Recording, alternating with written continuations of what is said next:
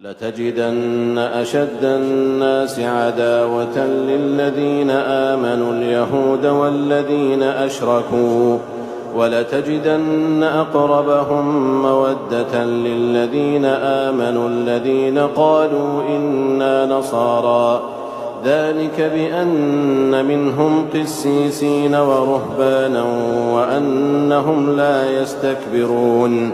وإذا سمعوا ما أنزل إلى الرسول ترى أعينهم تفيض من الدمع مما عرفوا من الحق يقولون ربنا آمنا فاكتبنا مع الشاهدين وما لنا لا نؤمن بالله وما جاءنا من الحق ونطمع أن يدخلنا ربنا مع القوم الصالحين